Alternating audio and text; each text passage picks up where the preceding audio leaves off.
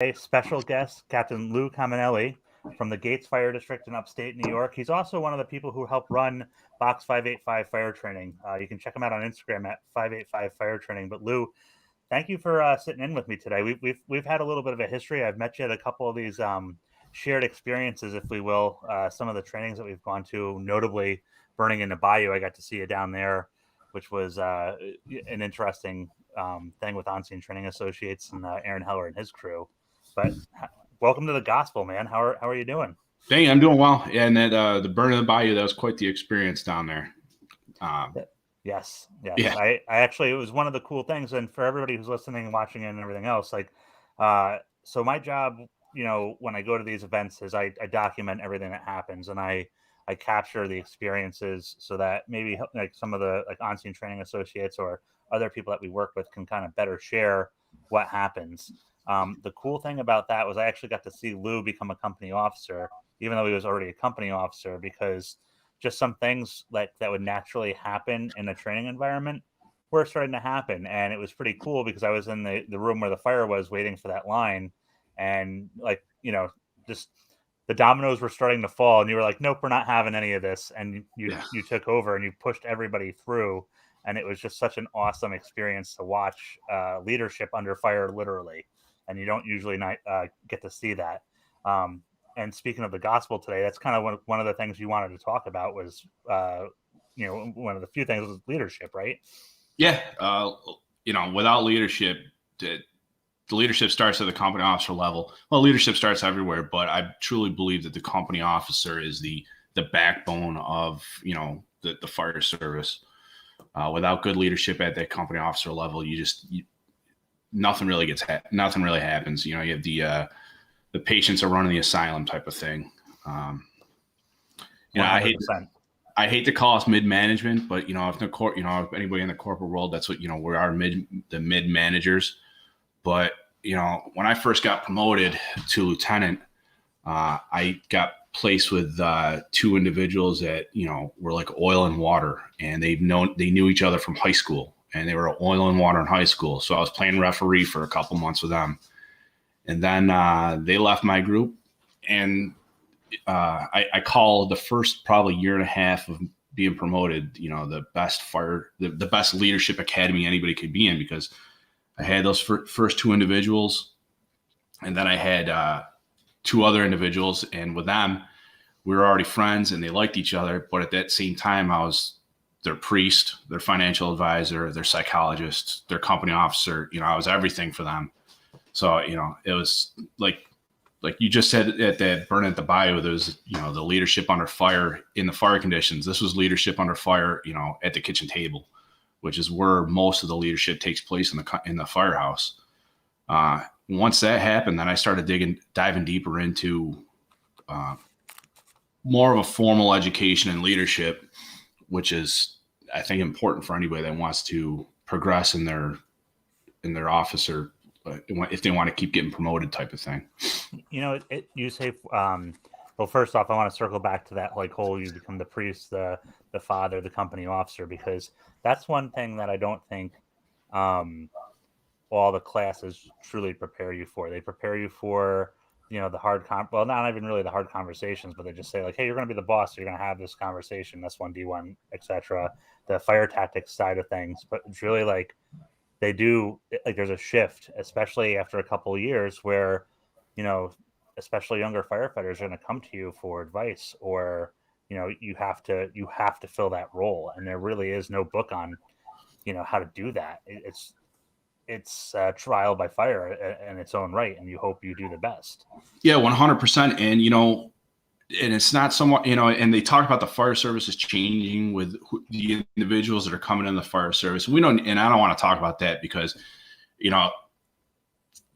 just because people come into the fire service, maybe not mechanically inclined, does not mean you can't train them. You can. But right. What we're also seeing nowadays is that the family dynamics at home are certainly changed. So you might have firemen that didn't grow up with a father, and now they come to the firehouse and you're the father figure. One of my probies that I just had, he went through the academy that, we just ran a couple years, last year during COVID. a couple of the probies that we've had through the academy, they're like, I've never grown up with a father at home. So, you sort of take that role at the firehouse for a little bit. And it's kind of odd. It's not odd, but, some of the probies that we've had, they're 3-4 years younger than me. And some of them are 15 years younger than me. And it's like you said, you take that. They don't get that type of advice until they get to the firehouse. And some come with life experiences, but they don't come with the life experiences that you need to survive in the firehouse, which anybody, if you're watching this, that you need some survival skills at the firehouse, especially at the kitchen table.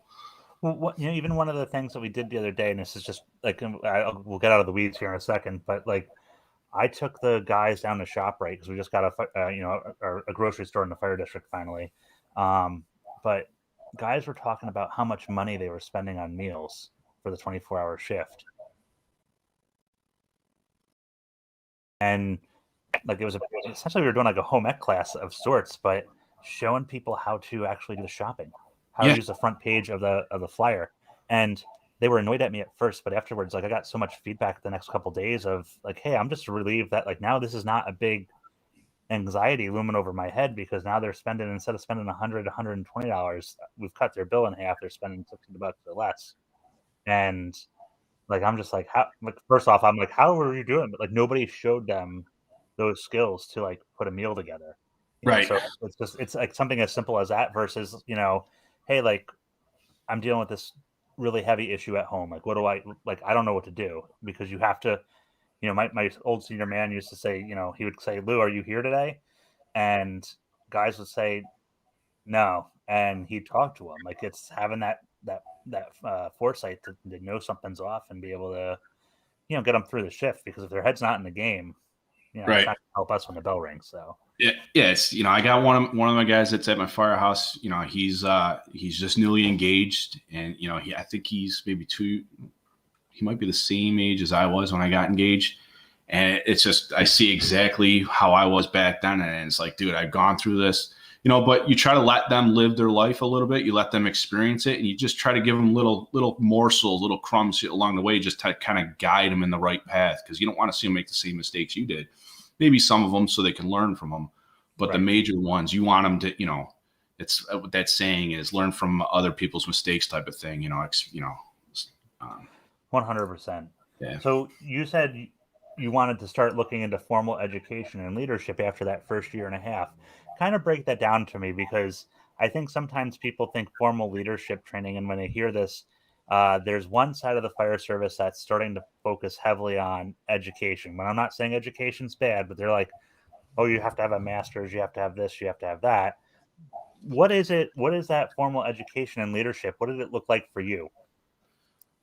Lots of reading. If you want to be a company officer, you should have a book on your nightstand. It should be brought with you to the firehouse if you're able to have time to read at the firehouse.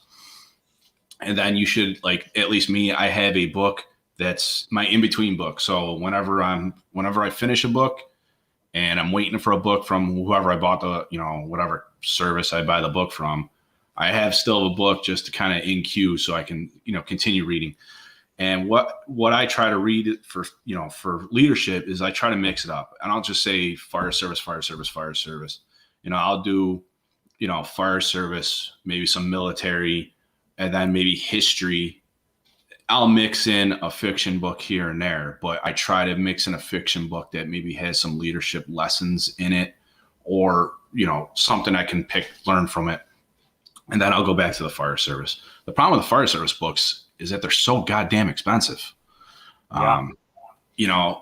Where I can buy a book that a very highly decorated general or admiral wrote for $14, and it's got tons and tons of leadership lessons in it.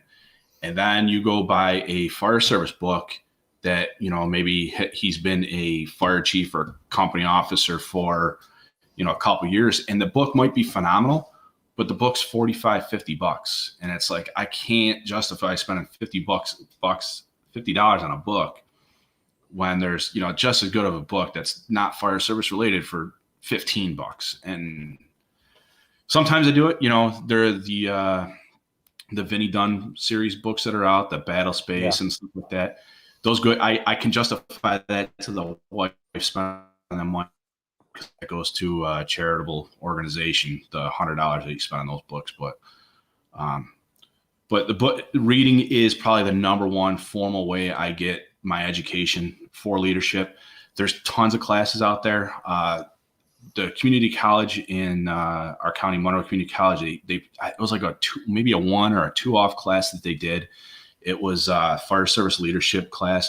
It was like a master's level class that they put on. And I don't know why it didn't gain tread. It was a phenomenal class. You know, the 8-hour leadership day that they do in flips for company officers? I wish I did, because my fire district does not send us to flip school because they save money. So in flips, they do like an 8-hour leadership academy. It's like a boot camp academy where they bring in a battalion chief and maybe a captain of a house, and they pound leadership lessons into you. They run through scenarios. It's that class. It's that 8 hours, but this class at MCC they put on was extrapolated over an entire semester, and it ended with a capstone project that you had to do. And it really was a master's level class in leadership. It was very well put on, and I wish they continued to do it because I think a lot of guys would benefit from it. Really quick too, just for everybody that's listening, we just talked about Lou and I had this moment where we talked about flip school in New York State specifically. When you get promoted as a career firefighter to lieutenant, captain, whatever that position is, depending how your department writes the positions, you're sent to frontline officer school, typically with the fire department of New York. Or if you had a budget busting fire chief like mine used to be, he's really a manager, not a chief, you do authority having jurisdiction and you pay for these classes.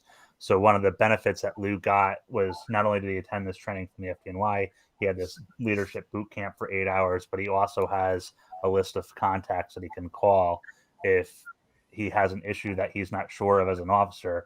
He went with other fire officers from other fire districts and cities in the state of New York. He's got their contact information. He can simply call them and say, "Hey, Rob, I had a guy doing this the other day, and it's not sitting right with me. Like, what do you think?" And so it gives you that phone a friend capability as well. Sorry, just jump right back in there. And what's cool now, I don't know what way was better, but I was the last class to be integrated where half of us were what they call state firemen. So anybody not from the FDNY, and the other half was FDNY newly promoted lieutenants. So in the FDNY, if anybody doesn't know, when they go to flips, they're promoted on a Wednesday and they report to flips on a Monday. And then this guys like me and the guys from City of Rochester that were there and some Yonkers guys, they might have been in rank for 6 months, a year and a half. Some of the City of Rochester guys, they don't go to flips until 2 years. So it's almost more benefit for the FDNY guys because they get to hear some of the stories from being a company officer for a while, a newly company officer for a while, and then they get to hear our stories like that. But yeah, you're right. The list of contacts we got, there's still some guys I keep in touch with from the FDNY. It's nice just to have that phone a friend tree that you said. Back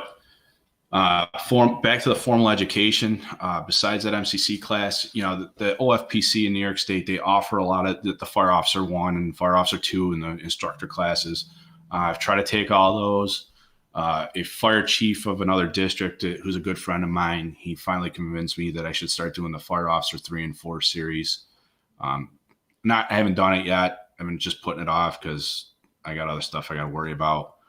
But the other thing, it's formal, kind of formal, informal, somewhere in between, is you have these other leadership consultant companies like Leadership Under Fire. I kind of keep tabs on them. And then Echelon Front, and anybody knows Jocko Willink and Leif Babin, their books are phenomenal. And what they do is like once a month, I want to say, if you have your district email that has like ours is gatesfd.org, and they know you're a first responder, police, EMS, dispatcher, fire, they'll send out a free link for a Zoom training at least once a month, and they'll talk about leadership concepts, That's and really you get online. Yeah. You get online. It's usually for Eastern time because they're out west. For the Eastern time zone, it's usually noon. I think it's a noon start time, and they'll do a leadership seminar for an hour, and they're really good. They bring a lot of life lessons to the forefront for the guys to listen to. That's really awesome. But it's another avenue for people to have. So yeah. And then really the formal training in New York, it's just more or less what OFPC gives us. And, sometimes depending on the instructors, you have really good fire officer classes. And depending on the instructor, you might have a not so good fire officer class. But the formal training, unless you go out and seek it, you're not going to find it. You have to look for it. I think too, with the formal training, I look at Fire Officer 1, Fire Officer 2, especially if we're doing outreach training programs where you don't know how the class, there's a curriculum, and I look at it to like comparing it to Firefighter 1. You're learning all these basics, and then we're going to build off of those basics. And it's just like Firefighter 1. We can't, like, you're not a firefighter when you come out of Firefighter 1. You have a certificate, you can, you take a picture, etc. But like you need to learn some other skill sets that get grown and developed in the fire station after that class or after an academy. And it's the same thing with leadership. Like there's other stuff. Oh, absolutely. And everybody thinks, leadership is get the guys on the fire ground. Anybody can, direct people. And I should say anybody can direct people inside of in a fire ground, but really that 90% of the leadership work is managing your people and getting them to follow you when it matters. And turning attitudes around into good attitudes, molding guys, and you have to see guys' potential. Then you have to get their potential and make them fulfill that potential that they have. And it's manipulation, but it's manipulation in a good way. 100%. They got to understand that you're looking out for their best interest in doing what you're doing with them. And, some guys might need in the firehouse, everything's always fair, but everything's not always equitable. Right. That's the other thing. So you might treat someone a little bit different because they need the hammer dropped on them. And then some other guys might need to be coddled because that's just the way it is. Because if you drop the hammer on them, they just shut down, and then that's it. Then you're not going to get anything out of them. But some, right. And then some are the complete opposite. And you got to know how to read your crowd, and that comes with people skills. It comes with just being time in the position and learning about that. Well, first I want to go back to like some of the things you just talked about, like, because that's really the meat and potatoes. Like, so the managing people 90% of the time, 100%, that is a job. Like, you have to manage people and figure out how that day is. We were talking to Bobby Eckert the other day in a clubhouse, and he said his thing was like, you have to have a plan of how your shift is going to go, and what the expectations are. Because if you don't have that, you're just going to walk in and you're going to get not the best results. But like, talk to me about turning attitudes around. Like, because you said like turning attitudes, molding people, and seeing potential. Like, all three of these are huge things. And this is not, like, once again, this is not a tangible skill where I say, if you do 2 + 2 and then take away 1, you're going to get, this answer. Like, yeah, no, it's tough because if you do the one wrong thing, it could backfire on you.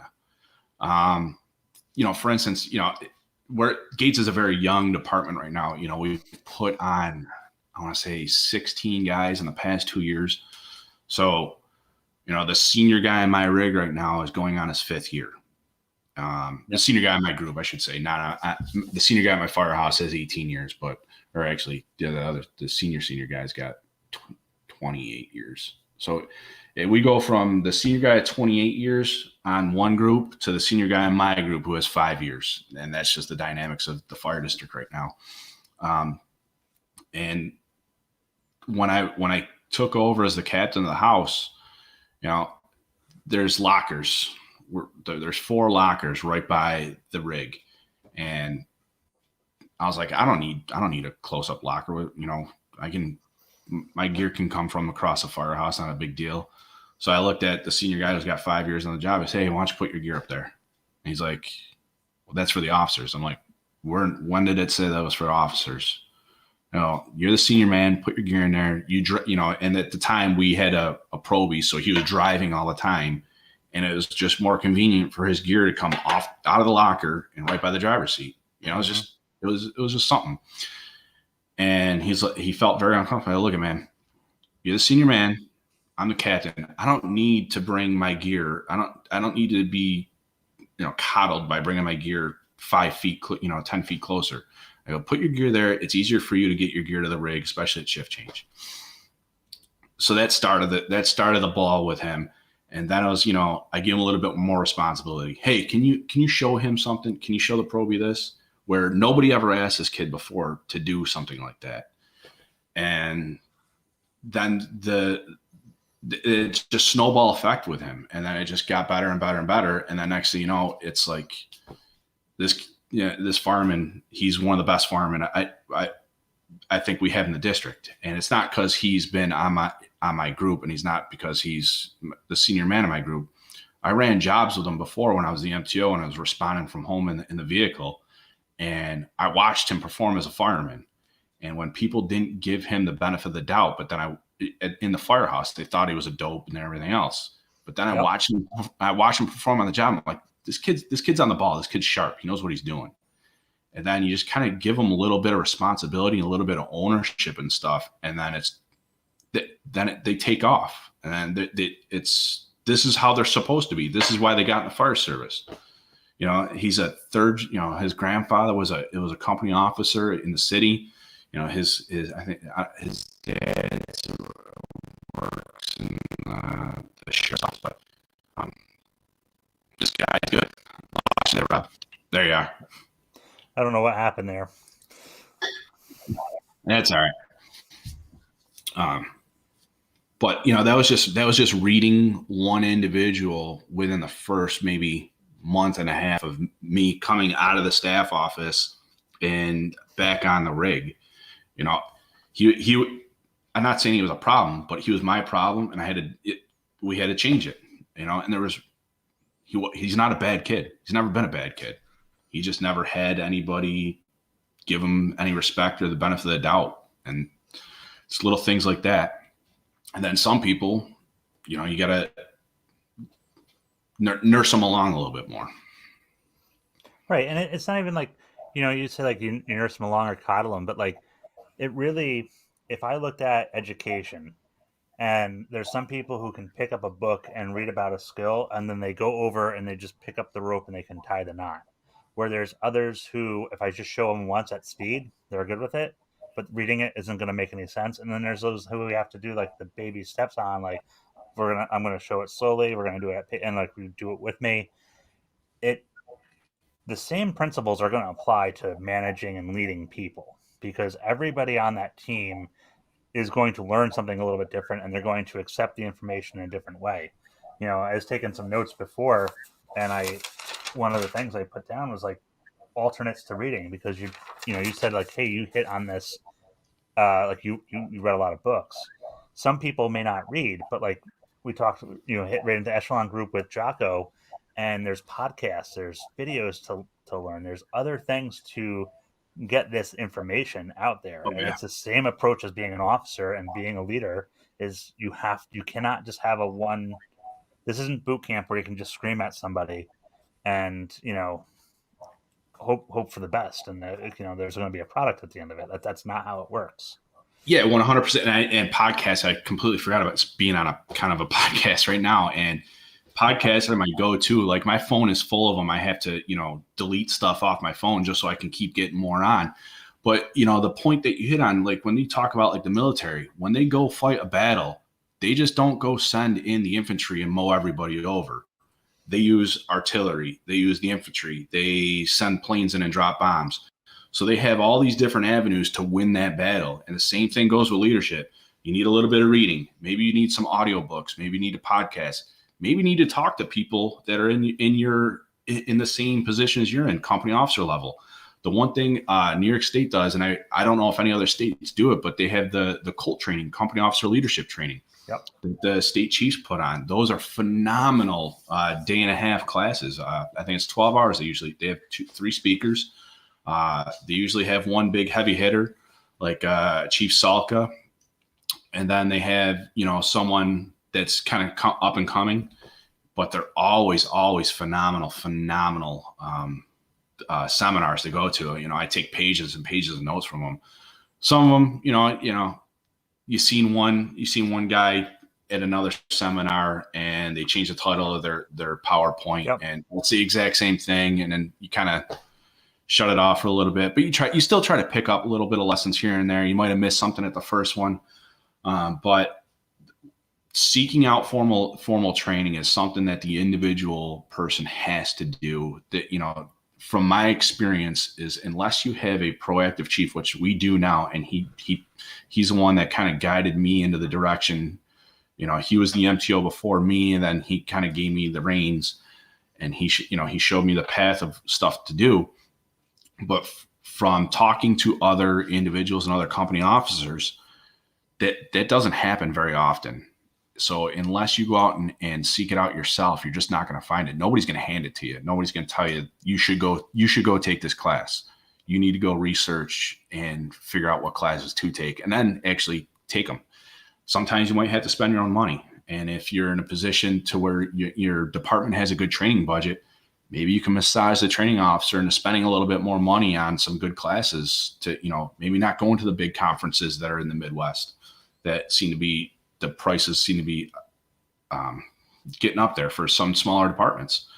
Some of the smaller conferences that bring in these I shouldn't say local, but smaller department or up and coming company officers, even firemen, even senior firemen have great leadership concepts that might speak on this stuff. And learning that stuff is a great thing to do for anybody in any organization. Because without the leadership,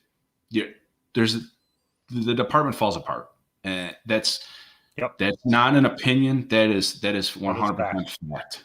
And just to kind of piggyback on that, it's the leadership in the people. Because you can be a manager and you can be a boss. You can play games to the budget. You can have answers and deflections all day long. But really, it comes, like you said, it's leading the people, right? Leading them to to wherever the destination is taking them there and getting them there safely. Because there's a lot of people who, like I think our area in Poughkeepsie is always wrought with IBM style leadership from the years of IBM being in business. And what worked for IBM is not going to work for the fire department because we simply don't produce widgets. We had Kodak, Xerox, and Bausch and Lomb here. And the old saying was, well, that's not how Kodak did it. And it's like, well, this isn't Kodak. Kodak's gone. Yeah, as I say, I don't see Kodak cameras and film out anymore. So right. Right. I mean, Kodak, they're still a major production. They're still a major factory of Kodak up here, but the old ways of, we used to have a Kodak, Rochester Tech Park, which is in my first due. Kodak was there and it had 32,000 people working in there. Mm-hmm. And now it's a ghost town. I mean, there's other businesses in there, but the way of, this is the way Kodak did it. Well, Kodak's not around for a reason. Maybe they weren't doing things correctly. Maybe they were for a little bit, but at the end they weren't doing things correctly. You can ask anybody that. What, so for the leadership stuff, there's so much that goes into it. What are some of the lessons that you've learned in leadership? Like, are there any instances where you can be like, oh, like this was a lesson for me, or, like any tips or tricks that you have for a new and upcoming officer? Like it's election time now, like so like right now, like there's some people are going to come into that officer's position for the first time. There's always a low hanging fruit of don't BS people, don't BS them, because everybody can pick out the BS. But my biggest thing is it is okay to be wrong, but when you're wrong, you better own it, let them know you're wrong, and then fix it. and then make sure you're not wrong again. And that doesn't just go for the firehouse. That goes for life. That, you know, that goes for everything. I know my wife, she's not in here, but she's probably nodding her head at me right now about being wrong and, you know, fixing it. But that is the biggest, that's probably one of the biggest things with leadership, because there's a lot of, it seems like as soon as you put bars on your collar or they put you in any type of position of leadership, it's like the ego gets inflated, and that needs to stay in check, because as soon as you let your ego get inflated, your head can't get through the door anymore. Then what use are you? When the ego gets inflated, people have a hard time, one, believing they're wrong, and then two, admitting they're wrong. And I'm not saying that you're wrong all the time, but when you are wrong, you have to own it. You have to own it. You have to fix the mistake, and you have to work to be better, you know. And that is one of the biggest, probably the biggest tip I can say for being a company officer is, you know, the other one is listening, just listening. He was a volunteer deputy chief, and now he's a county coordinator for our county. He had two sayings about listening and talking. You have 2 ears and 2 eyes and 1 mouth. You should be doing twice as much watching than talking, and twice as much listening than talking. Then he would always hold up the portable radio, the lapel mic to guys. And he'd say, see the big thing right here? He goes, that's the speaker. That's so you can hear. And see this little dot right here? That's the microphone. And that's why you should be doing more listening than talking, because the microphone's so much smaller. A lot of time when I'm at the firehouse, and I might not talk for the first 30 minutes of the shift, because I'm letting the guys, you know, they might have come out, and there might have been something that happened, you know, they might have worked overtime, whatever. I might just vent, you know, just vent. And then, all right, guys, you know, let's go do what we got to do. And then maybe throw in a nugget to help them along here and there. But it's picking up the pulse of the company too. Like you can, I don't care what the firehouse is. If I go into any firehouse and just keep my mouth shut and have a cup of coffee for the first 30 minutes while shift change is happening, I'll get a good feeling of what's going on and who's who in the firehouse. Like, and plus, and just know the general feeling of everybody coming into work that day. Yeah, absolutely. I mean, listening and admitting you're wrong are probably the two biggest things. That one, I think the guys at the firehouse, and when I say guys, I say all encompassing, the members of your company will respect you even more as a company officer for, you know, listening and admitting when you're wrong. The other thing I like to do, just as a company officer, is really, I don't know if it's leadership or whatever, but it's just something I've always done. One, I try to go to the gym way early in the morning. The YMCA is right down the road from my firehouse. They open at 5:30. If I can get a lane to do laps, I'll swim, and then I'll, you know, sit in the hot tub or a sauna. But I'm usually at the firehouse by 6:15. Shift starts at 7:00. So I'm usually the first one in the firehouse. And it was kind of a running joke with one of my probies that, you know, he tried to beat me at the firehouse. And once I got onto it that he was trying to beat me at the firehouse, I would just get there early and earlier just to prove a point. But getting to the firehouse earlier does a couple things. You hit on it. It gives you the pulse of the firehouse. Maybe maybe the guys had a rough night. You know, maybe they've been running all night. So who says you can't put a pot of coffee on for the guys? Who says you can't empty the dishwasher for the guys? You know, they might be sleeping in, whatever. It is what it is. The other thing, if not, I like to get in early, because then I'm not distracted, and I can bang out 45 minutes of computer work without having the guys, you know, come to me with whatever they got to come to me with, or just doing whatever I got to do for the day. You know, the truck checks, the training, and everything else. I'm giving the district 45 minutes of free time, but at the same time, it's gaining me more time in the firehouse to work with my guys. So time management with that is, you know, I get in early just to worry about getting the BS office work done in that time span. If I don't get it done, you know what happens? I figure I do it at night. I do it at night when, you know, they might be sitting watching TV or watching whatever, I'll just go in the office for whatever and finish whatever I got to do. That I don't know. I guess it gains me some leadership capital because maybe we need to do something that isn't really too popular. They might not want to do it, but because I've gained some capital and some of the other stuff I've done with them, and I got to ask them for something that might not be too popular, they're going to do it because I've gained that capital. I guess I've stored that away in the bank for something that might not be that they want to do. Right. Yeah, 100%. What are you most proud of, or have you had one of those like Zen moments where you're like, as so far in your career as being in a leadership position? At the firehouse, proud. Any time one of my guys gets promoted or has gets accolades, I'd rather see my guys get the accolades than me. Yeah, it's nice to get recognized once in a while, but one of my best friends, we went through the academy together. He was on my rig for a while. He finally got promoted, and it was like, this is 14, 15 years coming. You should have been promoted a long time ago. That was awesome for him. It was something really I never even thought about. My proudest moment in the firehouse. It's good calls. I ask it because there are,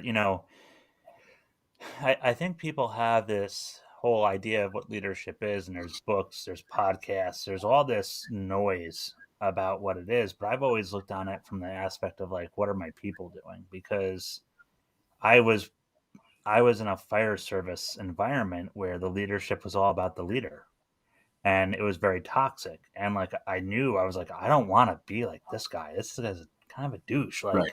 He's always looking after himself. He's always working for himself. It's not anytime about his guys. It's always about how he gets ahead.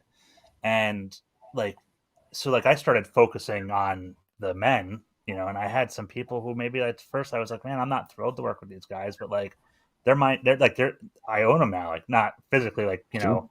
but I'm going to take the ownership of them, and we're going to make this is going to be one of the most effective units that this fire department's ever seen. And there's been several times where this has just come to fruition, and I'm very extremely proud of him, and that's always to watch the guys work. And I think, I don't know if for you, I'm sure you've had that, from both the MTO and then as a company officer, you've had to see that the shift because you've been in charge of the training.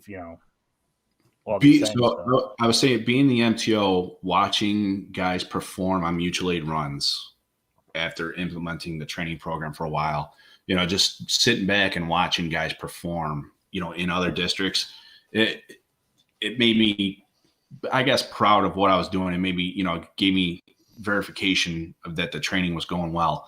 But you hit on it, if guys are working overtime or I took a night off or something like that and a call comes in, am I mad that I missed it? Yeah, whatever. But it is what it is. But what I more care about is when guys text me and say, hey, so-and-so, did an awesome job on this. So-and-so, did this. And it's it's like, hearing your kids did well at the ball game or, something like that. Or, they knocked out your dance recital out of the park, something like that. But I only say dance recital. I got 2 daughters that are in competition dance. So, but that's, yeah.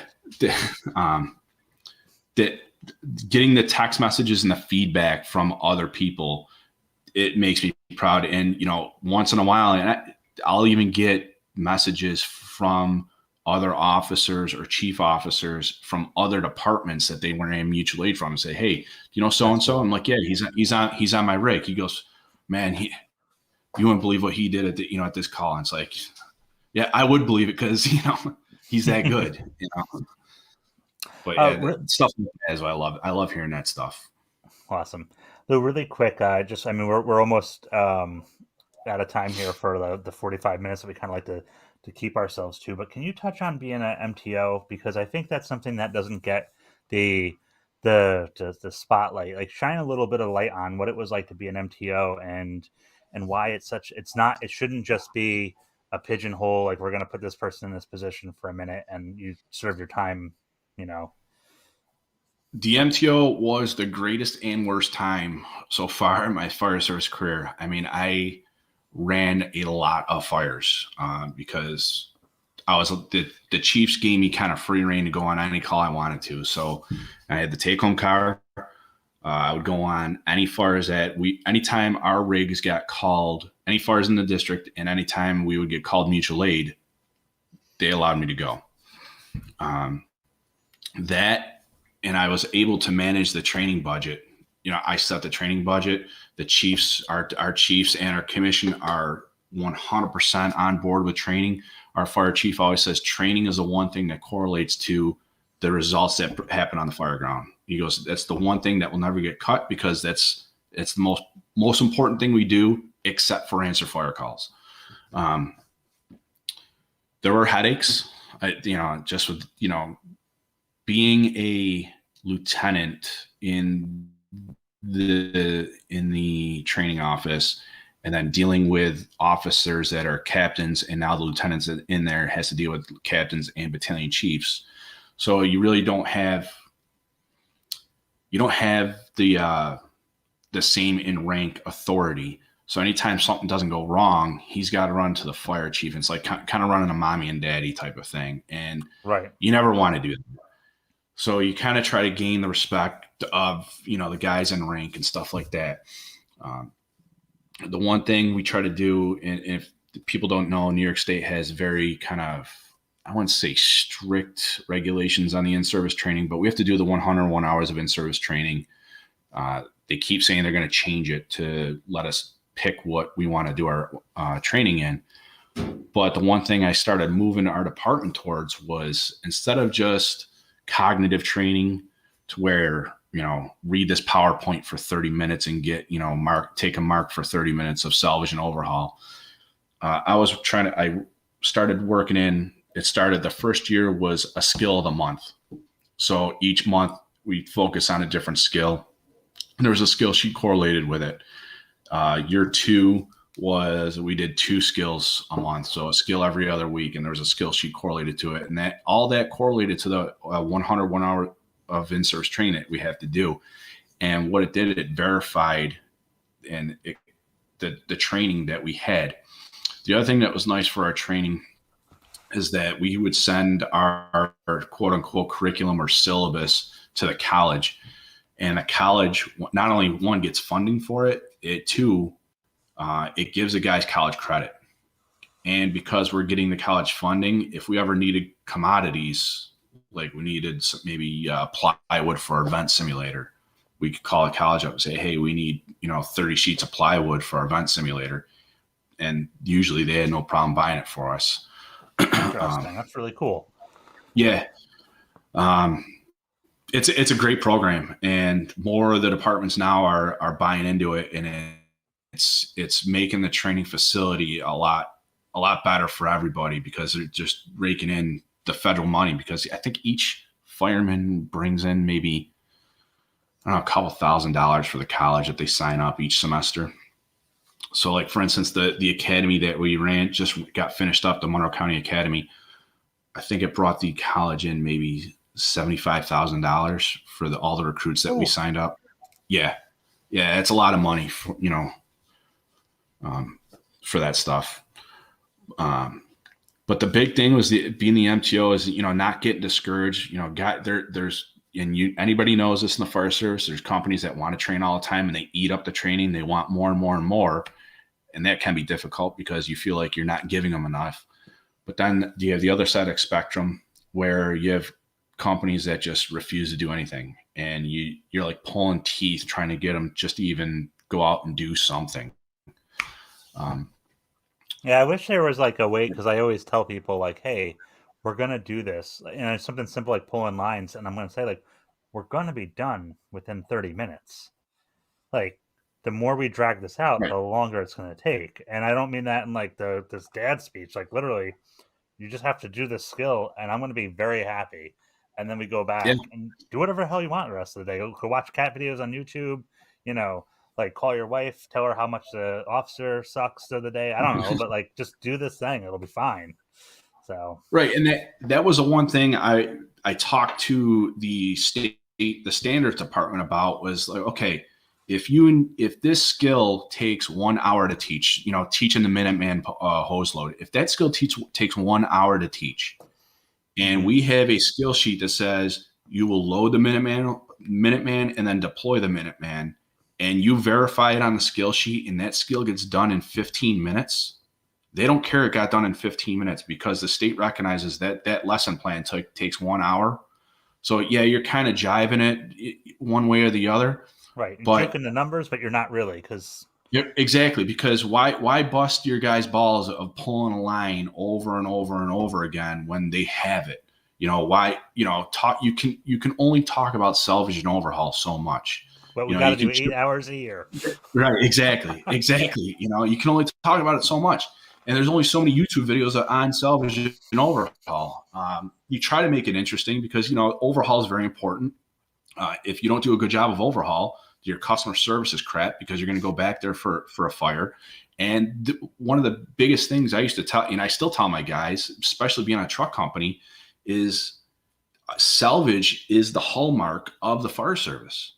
We're there to salvage people's possessions. Yes, we're here to rescue stuff and everything else, but that photo album, that, something that they've treasured for the longest time, that's where our customer service comes into play. And salvage is a kind of an important topic that I think just the fire service in general just doesn't do a good job to relay the instruction on. And it's our service, our job as company officer to figure out how to teach it better. I have this embarrassing photo of me at Boy Scout camp from 1994, but like, if this can't be replaced, like, I mean, if it's gonna fall apart on me, right? But if I can scan this, but like this photo, there's not a replacement for this, and that's what I always tell people. I always think of salvage and overhaul in that unreplaceable items. Let's protect them from any further damage. But yeah, exactly. Well, Lou, thank you for coming on the gospel. I appreciate it. I know this is kind of last minute. We're working out some bugs here on the gospel with National Fire Radio, but thank you so much for coming on and giving us your gospel on leadership, man. I really appreciate it. So absolutely. Lou, next time, let's talk some truck stuff. Yeah. Lou, where can people find you real quickly? Just hit on that before we depart our ways here. You could find Instagram at Lou Comenale, LouComenale, or on Twitter. I think it's the same thing.